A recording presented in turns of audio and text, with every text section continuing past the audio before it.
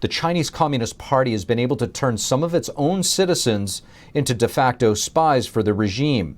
The long tentacles of their spy agencies reach far beyond China's own borders and are operating right here in the United States. Both U.S. citizens and Chinese nationals living in the U.S. are actively assisting the CCP in their intelligence operations. We ask our next guest, Congressman Andy Biggs of Arizona, what he thinks of all of this. But first, we ask him about a recent letter that he penned to our very own FBI.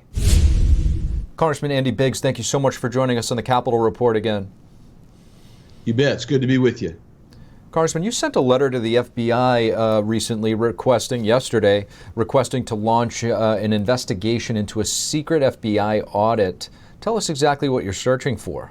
Yeah, so what happened is Christopher Wray indicated that there had been no violations or a very limited number of violations, and yet the word we've received is that there was an audit performed which showed a serious number of infractions, which would indicate a couple of things. Number one, that the FBI was abusing its authority, at least in several instances. And then the second thing is that Christopher Wray, when he was testifying before Congress, had been less than truthful. And we need to get to the bottom of that, because when you before Congress, you got to tell the truth, obviously, especially when you're sworn in. And the second thing is, if the FBI in certain instances is violating their duties and the law, then they need to be held accountable. Congressman Biggs, I want to ask you about something else.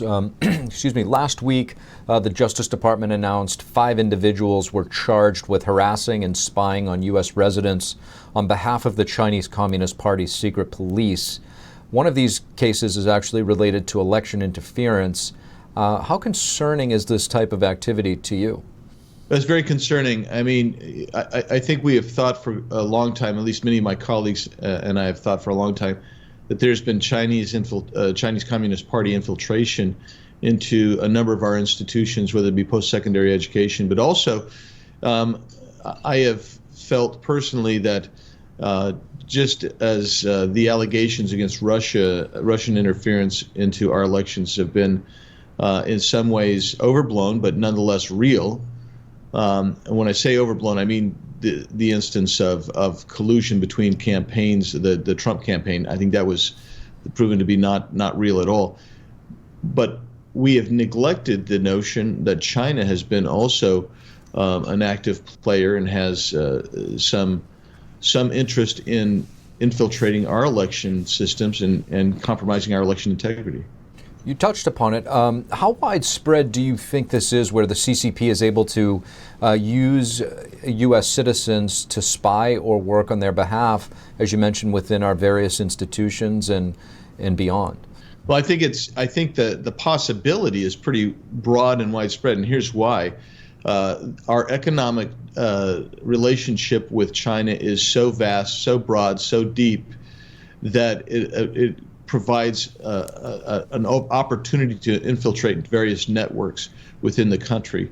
Secondly, is we have so many Chinese student visas that come over and other work visas that come over that you wonder, how broad can this be? When we talk about Russian infiltration, I mean, it would be comparatively small to the CCP, and the reason is there's just so much, such a larger network of interconnectivity between the United States and our institutions, including our economic institutions, and China.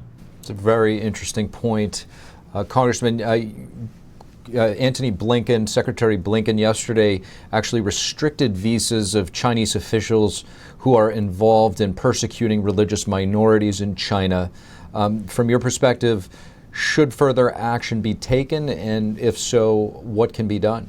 Well, that certainly is a long overdue action in my estimation. First of all, I mean, he's attacking the notion of what's going on with the Uyghur Muslim population and other dissidents and the attacks by the CCP on them. I mean, if you're outside the CCP, you're treated as a second-class citizen, if that will.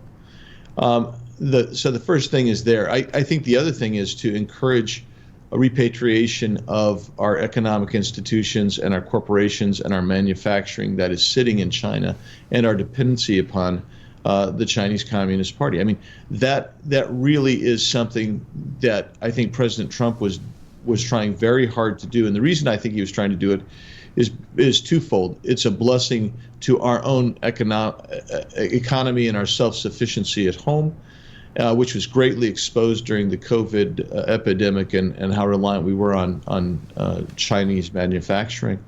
But it also sends a message to the leaders of the CCP and China, and that's an important thing. I mean, I'm never a big believer in intervention internationally, but I do into another nation's domestic politics. But I do think that we have a responsibility to an America First foreign policy, which actually would be beneficial to non-CCP citizens of China.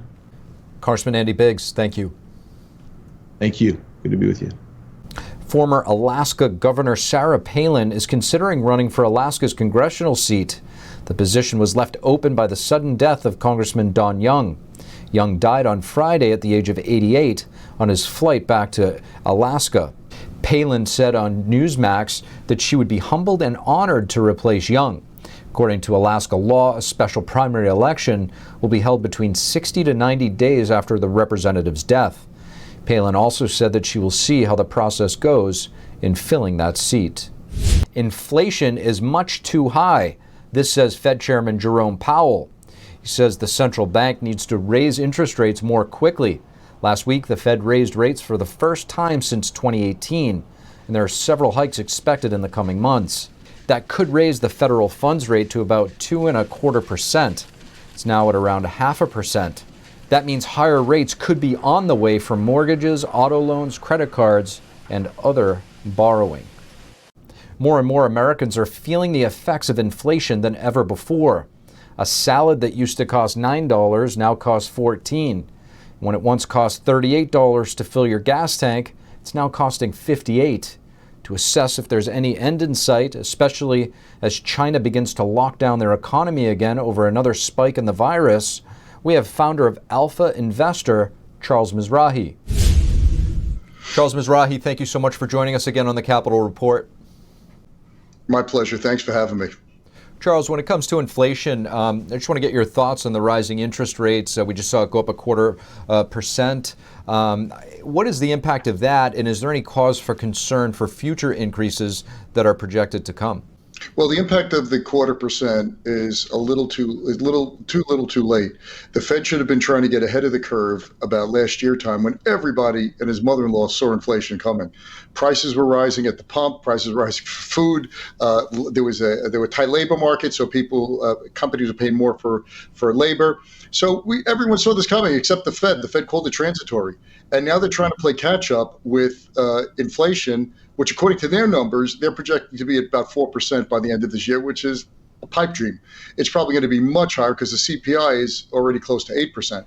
So 0.25%, it's not going to do much. The Fed will have to raise rates. And yesterday, Chairman Powell said that they're going to have to be more aggressive. So that could possibly mean 0.5% or 1% increases in the foreseeable future. And what are the implications of higher interest rates in terms of, there's the one side of it that it may offset some of the inflation, but does it also have any other negative impacts that the American people might want to be aware of? Oh, dang right. Out of the 13 times, I think it was 16 times they raised rates, out of 13 times they put the country into recession. It's really, really a difficult act. And I just want everyone to realize, your viewers to realize how this works. When the economy starts speeding ahead, the way the Fed taps the brakes is by raising interest rates, which makes the cost of borrowing more expensive. So therefore, if the borrowing is massive, people would stop spending more, inflation will try to subside, and we'll get to some sort of equilibrium. That works in the textbooks and in the ivory towers. It's very, very messy when you do it in the real world, because what happens is the Fed is sometimes behind the curve like they are now. They're going to have to play catch up, and you can't corral a 4 or 5% inflation rate by raising rates to 2%. you have to get the interest rates have to be ahead of the inflation in order to bring it in. So it's going to be a big impact, no question about it. And consumers are right. We're dealing with it. We're dealing with higher energy costs. We're dealing with higher food costs. We're dealing with construction costs. We're dealing with higher costs. You name it. Welcome to the 1970s. Well, Charles, another major thing impacting the economy is the supply chain. We rely on China's factories for many of our products, medical supplies, home furnishings, for example. Now China is starting to lock down again the economy because of the virus uptick over there. Can we expect another wave of supply chain issues from this, and how severe do you think it might get? Well, look, China and the Far East, we import a lot of stuff from them, and almost virtually everything. I remember during the pandemic, when you went on Amazon, many of the things were sold out or were non-existent simply because China shut down. So we are very, very vulnerable to supply chain issues. Anytime China burps, we're going to feel indigestion here in the States. No question about that. How severe? It depends on how long they lock down. But, what we can't get away from is we live in a global community, like it or not. What happens in China affects us here. When a shipping crane doesn't work in Bangladesh, that means someone's goods are not going to be put on a ship and not to get to a Walmart and be delayed, and prices are going to go down, and that manufacturer is going to make less money. It's just the way everything works together. So, I was looking the other day, if you're 40 years old or younger, you have never experienced inflation. And I remember growing up in the 70s and the 80s, supply chain issues weren't such a major factor, but inflation was. And that really is what has to be tackled. Because if you don't tackle that, it's like, by the way, Mrs. Lincoln, how was the play? Charles Mizrahi, thank you. My pleasure, Steve. Thanks so much. Last week, a D.C. judge blocked a new law that allows children in the nation's capital to get vaccinated without their parents' consent. Parents challenged the law passed by the D.C. Council in 2020, allowing kids as young as 11 to vaccinate without telling anyone. The lead attorney on behalf of the families says that the D.C. law violates a federal vaccine injury law. The National Vaccine Act requires that parents shall be given what's called vaccine information statements. This is a one-page, or it's two pages, which explains the risks and benefits of vaccinations. He added that the D.C. law is dangerous because a child could have an adverse reaction to a vaccine and parents wouldn't know why. Democratic Mayor Muriel Bowser has 30 days to appeal the court's decision. Otherwise, the order remains in effect. The cherry blossom trees scattered throughout Washington, D.C. are a symbol that spring has arrived. Here's NTD's Melina Wisecup with a peek at the blossoms and a view of the culture from where they originate. If you take a walk around D.C.'s tidal basin at this time of year, you're surrounded by blooming cherry blossoms. All of them are beautiful, but they aren't all the same. I had to come to this tree specifically because it was the right shade of pink. Some of the other ones around are whitish color or a very dark pink, but this one is kind of like a pastel color. You could see how it's tinted there. Some flowers fully bloomed, others soon to open, sitting against a backdrop of the water, sky, and happy faces. Details that are easy to miss unless you see it with your own eyes. Until you see it in person, it really is difficult to imagine just how amazing it is. In Chinese culture, they represent love and the female mystique. I think yesterday was the peak, so we came out today to get some sun. The flowers are very popular in Japanese culture as well. Cherry blossoms are Japan's national flower. In Japan, they're called sakura, and these trees were planted here in the U.S. in 1912 as a gift from the people of Japan. And this Japanese statue is placed right here in the middle of all of these cherry blossom trees. Japan gave the statue to America in the 1950s to symbolize the spirit of friendship between the two countries. It represents earth, water, wind, fire, and sky. Not only do these flowers at DC's tidal basin symbolize friendship, they also foster friendship by allowing a space for moments like this to be reflected on for years to come. So we've been friends for 54 years. Yeah, We're just enjoying the friendship The beauty of these trees, the loveliness of the day, our friendship, because we're talking about the years, that we didn't get along and the purpose of a friendship. And here's a mother and daughter bonding over the cherry blossom's inner meaning, which in Japanese culture symbolizes renewal and the fleeting nature of life. Life doesn't last forever. Cherry blossoms don't last forever. They're only here for a while. There's peak bloom, post bloom, and then they're gone. So I share everything with my daughter. We're best friends. We do everything that we can together. We try and experience life to the fullest. And I just love her a lot, and I just want to share every moment I can with her. They usually last up to 2 weeks after blooming, so cherish them while they're here and then wait until next year. Reporting in Washington, D.C., Melina Weisskopf, NTD News.